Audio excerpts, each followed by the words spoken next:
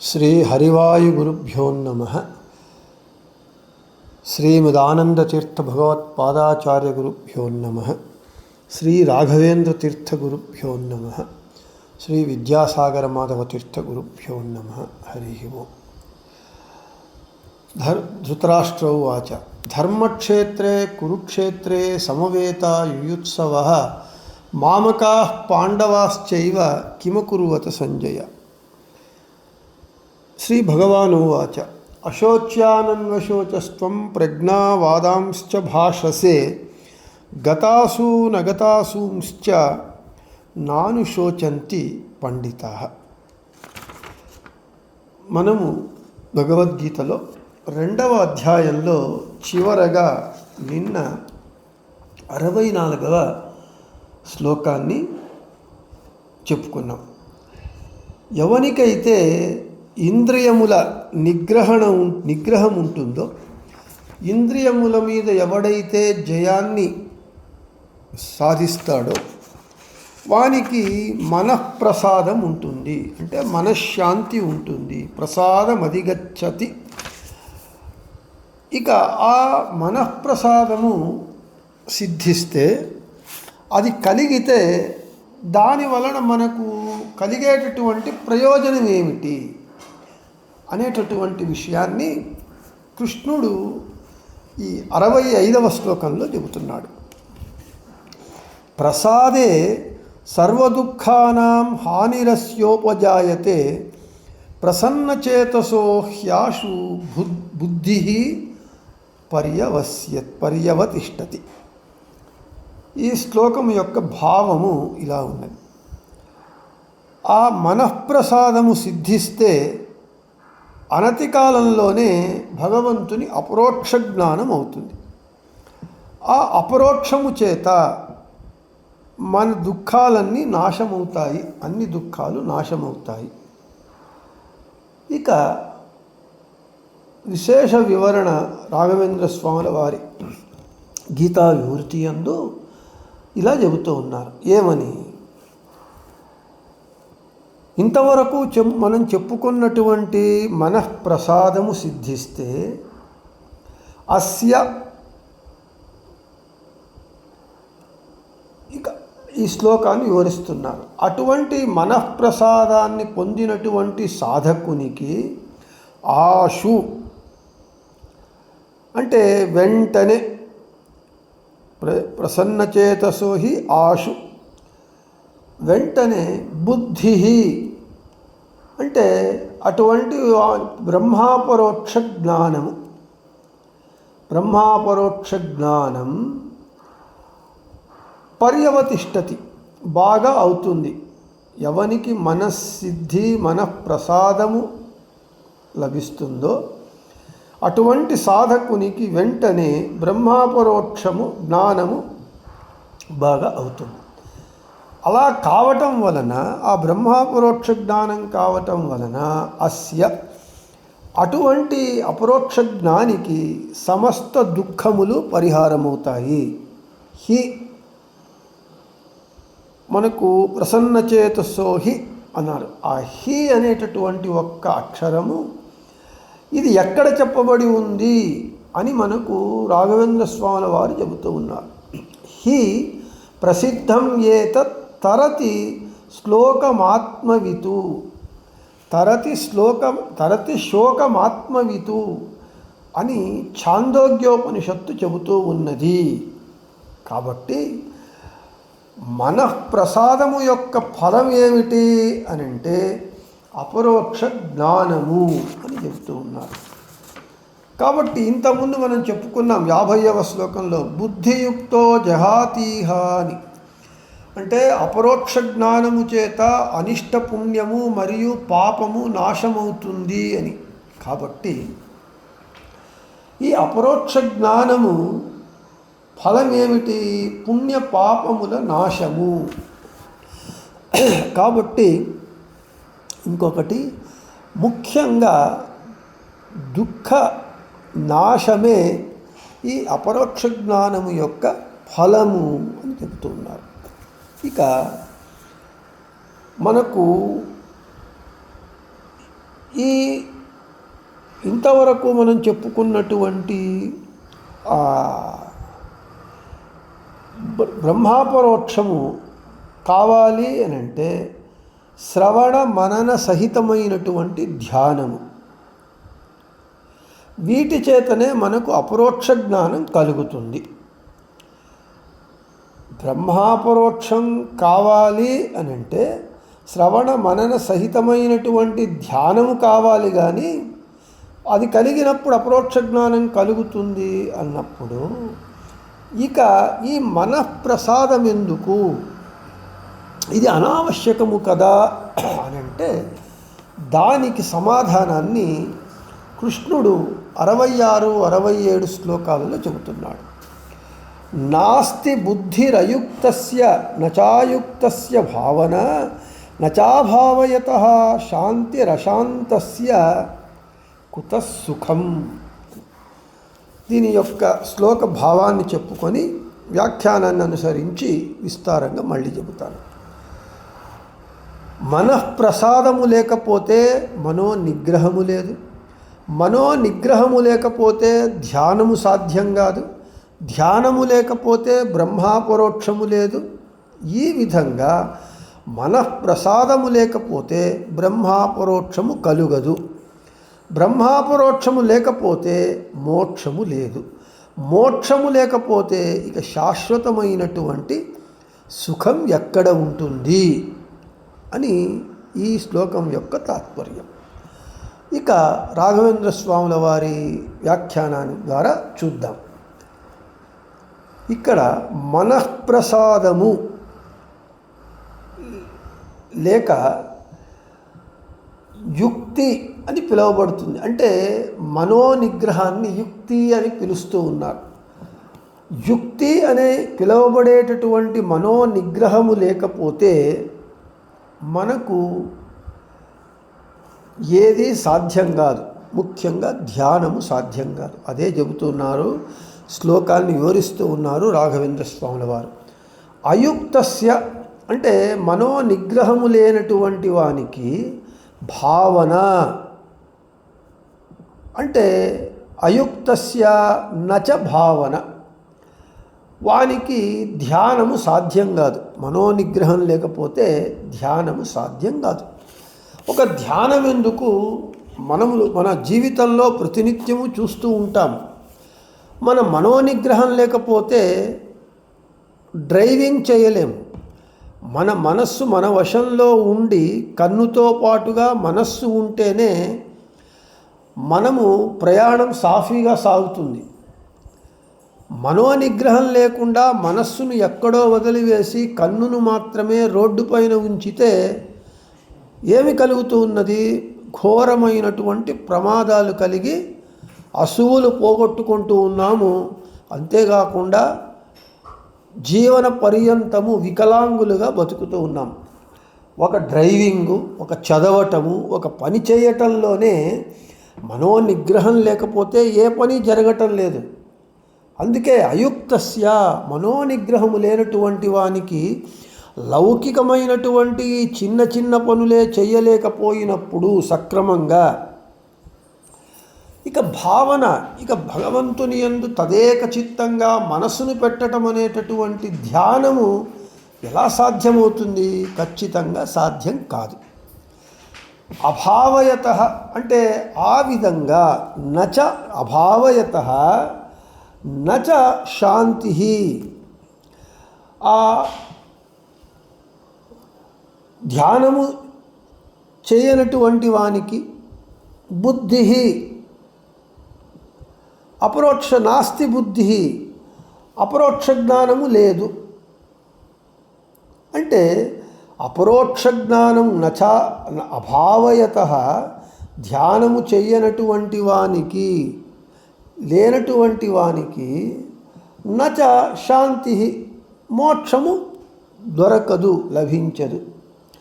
అశాంతస్య కుతః సుఖం అంటే ఆ శాంతి చిక్కనటువంటి వానికి, అంటే మోక్షము లేనటువంటి వానికి శాశ్వతమైనటువంటి సుఖము ఇంకెక్కడ దొరుకుతుంది? అసలు మోక్షం అంటే ఏమిటి అని మొదట మనం అర్థం చేసుకోవాలి. ఎన్నోసార్లు చెప్పటం జరిగింది ఇప్పటికే. మోక్షము అని అంటే అది ఎక్కడో లేదు. మోక్షము అని అంటే శాశ్వతమైనటువంటి శుద్ధమైనటువంటి సుఖమే మోక్షము. అదే స్వరూపానందము. Unadulterated and eternal bliss. సుఖము శాశ్వతంగా ఉండాలి, ఒక్క క్షణం కాదు, ఎల్లప్పుడూ ఉండాలి. అది ఎలా ఉండాలి? శుద్ధంగా, పరిశుద్ధంగా ఉండాలి. కొంత కూడా కల్తీ లేకుండా ఉండాలి. కాబట్టి అటువంటి సుఖమే లేకపోతే, శాశ్వతమైనటువంటి ఆ మోక్షమే లేకపోతే నీకు ఇక సుఖం ఎక్కడ లభిస్తుంది? సుఖమే లభించదు. అంటే ఇక్కడ ఏమిటి అంటే ఒక చైన్ లింక్. ఏమిటి? మనఃప్రసాదం ఉండాలి. అంటే మనస్సు ప్రశాంతంగా, మనస్సు నెమ్మదిగా ఉండాలి. అది లేకపోతే మనోనిగ్రహం ఉండదు. మనోనిగ్రహం లేకపోతే ధ్యానము సాధ్యం కాదు. ధ్యానము లేకపోతే బ్రహ్మాపరోక్షం కలగదు. కాబట్టి మనఃప్రసాదము లేకపోతే బ్రహ్మాపరోక్షము లేదు. బ్రహ్మాపరోక్షము లేకపోతే మోక్షము లేదు. ఇక మోక్షమే లేకపోతే ఇక శాశ్వతమైనటువంటి సుఖం ఎక్కడ నుండి వస్తూ ఉన్నది? కాబట్టి ఈ ధ్యానము లేనటువంటి ధ్యానము లేకుండా భగవంతుని యందు మనస్సు ఏకాగ్రత పరచటం సాధ్యం కాదు. అదే ప్రశ్న ఏమిటి? మనకు బ్రహ్మాపరోక్షం కావాలి అని అంటే శ్రవణ మననములుతో ధ్యానం ఉంటే చాలు కదా. ఇక మన ప్రసాదం ఎందుకు? మనోనిగ్రహం ఎందుకు? దానినే యుక్తి అని చెప్పుకున్నాం. ఆ మనోనిగ్రహమే లేకపోతే ధ్యానమే సాధ్యం కాదు. ధ్యానమే లేకపోతే బ్రహ్మాపరోక్షం కలగదు. మోక్షానికి బ్రహ్మాపరోక్షము కారణం.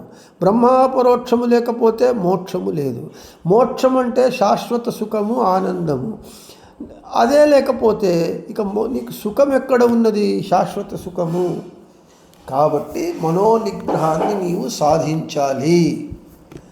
ఇక రెండవ శ్లోకం కూడా అదే విషయాన్ని చెబుతున్నాడు కృష్ణుడు. ఇంద్రియాణం హి చరతాం యన్మనోనివిధీయతే తదస్య హరతి ప్రజ్ఞాం వాయుర్నావ వివాంభసి. మొదట అర్థాన్ని చెబుతాను. ఏమని? మన ఇంద్రియములు నియంత్రణ లేకుండా విషయ పదార్థముల వైపు పోతే, వాటి వెంట పడితే మన మనస్సు కూడా ఆ ఇంద్రియ విషయ పదార్థముల వెంటనే పరిగెత్తుతుంది. మన మనస్సు భగవంతుడు అలాగే చేస్తాడు, పరిగెట్టేటట్లుగా. కాబట్టి దీని వలన మనస్సునందు కలుగవలసినటువంటి పరోక్ష జ్ఞానము సాధ్యం కాదు. ఎలాగా అంటే సముద్రమునందు గాలికి చిక్కినటువంటి ఒక నావ వలె ఈ పరోక్ష ధ్యానము ఉపయోగము లేకుండా అడ్డగింపబడుతుంది అని అర్థం. ఇక ఇంద్రియ నిగ్రహం లేకుండా ధ్యానము చెయ్యవచ్చు కదా. ఏమి? ఇంద్రియ నిగ్రహం ఉంటేనే చెయ్యాలా? ఇంద్రియ నిగ్రహం లేకపోయినా శ్రవణ మననములను చెయ్యవచ్చు కదా, చేస్తూ ధ్యానము చెయ్యవచ్చు కదా. దానికి సమాధానము ఈ శ్లోకం. ఏమి చెబుతున్నాడు? ఇంద్రియ నిగ్రహము లేకపోతే ఆ ఇంద్రియములు ఏమవుతాయి? విషయ పదార్థముల వైపు వాటి వెంటబడతాయి. అప్పుడు మన మనస్సు కూడా ఆ విషయ పదార్థముల వెంట పడేటట్లుగా భగవంతుడు చేస్తాడు. అప్పుడు మనకు మన మనస్సునందు కలుగవలసినటువంటి పరోక్ష జ్ఞానం ఏమైపోతుంది? అది సముద్రంలో అదే చెబుతున్నాడు భగవంతుడు, తదస్య హరతి ప్రజ్ఞాం వాయుర్నావమివాంభసి. ఒక పెద్ద సముద్రంలో నావ పడవ ప్రయాణం చేస్తూ ఉన్నది. పెద్ద వాన వచ్చి గాలి వచ్చింది. ఆ గాలికి చిక్కుకొని సముద్రంలో నావ ఎలాగా తల్లకిందులవుతూ ఉంటుందో ఆ విధంగా మనోనిగ్రహము లేనటువంటి, ఇంద్రియ నిగ్రహము లేనటువంటి శ్రవణ మననములతో కూడినటువంటి ధ్యానము ఉపయోగపడదు. అది అయిపోతుంది, ఫెయిల్ అవుతుంది అని చెబుతూ ఉన్నారు. కాబట్టి మనోనిగ్రహము లేకపోయినా, మనోనిగ్రహము లేనటువంటికి పరోక్ష జ్ఞానము జనించిన అది ధ్యానమునకు ఉపయోగము కాదు అని చెబుతూ ఉన్నారు. ధ్యానము లేనటువంటి అపరోక్ష జ్ఞానము పొందడానికి సాధ్యము కాదు. ఇంకా మన ఒక లౌకికమైనటువంటి ఉదాహరణ చెప్పుకోవాలి అని అంటే డ్రైవింగ్ విషయమే చెప్పాను. బాగా పర్ఫెక్ట్ డ్రైవింగ్ వస్తుంది, వాడు డ్రైవింగ్లో ఎక్స్పర్ట్. అటువంటి డ్రైవింగ్లో ఎక్స్పర్ట్ అయినటువంటి వాడు డ్రైవింగ్ చేస్తూ తన ఇంద్రియములను, కన్ను ముఖ్యంగా కన్ను కావాలి, చెవులు కావాలి, దానితో పాటు మనస్సు ఉండాలి. వాడు ఇంద్రియములను నిగ్రహించుకోకుండా డ్రైవింగ్ చేసేటప్పుడు చుట్టుపక్కల చూడరాని దృశ్యాలను చూడటం చేత ఏమవుతుంది, ఆ ఇంద్రియములు రోడ్డును వదిలి ఆ దృశ్యాల వైపు పరిగెడుతుంది. అప్పుడు మనస్సు పరిగెడుతుంది. మనస్సు వ్యత్యస్తమవుతుంది, అంటే మనస్సు వికలమవుతుంది. ప్రశాంతంగా డ్రైవింగ్ చేసేటటువంటి వానికి మనస్సు ఏమవుతుంది, వికలమైపోయి డ్రైవింగ్ పైన మనస్సు ఉండదు. అప్పుడేమవుతుంది, యాక్సిడెంట్ అవుతుంది. అలాగే మనోనిగ్రహము లేనటువంటి వానికి, ఇంద్రియ నిగ్రహము లేనటువంటి వానికి ధ్యానము కుదరదు. అంటే భగవంతుని యందు మనస్సు లగ్నం కాదు. ధ్యానం లేకపోతే అపరోక్ష జ్ఞానము రాదు. అపరోక్ష జ్ఞానం లేకపోతే మోక్షము లేదు. ఇది ఒకదానికొకటి చైన్ లింక్ ఉంటుంది. డ్రైవింగ్ ఇది అలాగే. డ్రైవింగు మనస్సు పెట్టి ఇంద్రియములను, మనస్సును తన అధీనంలో పెట్టుకొని డ్రైవింగ్ చేస్తే సేఫ్ జర్నీ అవుతుంది, హ్యాపీ జర్నీ అవుతుంది. ఇంద్రియ నిగ్రహం లేకుండా, మనస్సు నిగ్రహం లేకుండా ఎంత పెద్ద డ్రైవర్ అయినా, ఎంత ఎక్స్పర్ట్ డ్రైవర్ అయినా, ఎంత అనుభవం కలిగి ఉన్న డ్రైవర్ అయినా యాక్సిడెంట్ను గురి చేస్తాడు.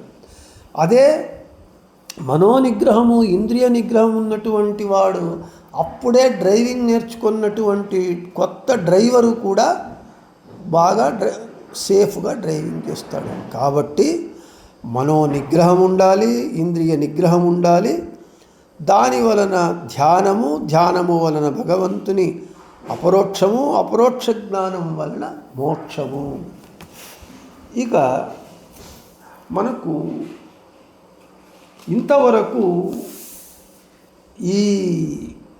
ఎలాగా జ్ఞానుల లక్షణాన్ని చెప్పి ఎలాగా అపరోక్ష జ్ఞానాన్ని పొందాలి అనేటటువంటి విషయాలన్నీ చెబుతూ ఇక ముందు చెబుతూ ఉన్నాడు భగవంతుడు. ఏమని అంటే, తస్మాద్యస్య మహాబాహో నిగృహీతాని సర్వశః ఇంద్రియాణి ఇంద్రియార్థేభ్యస్తస్య ప్రజ్ఞా ప్రతిష్ఠిత.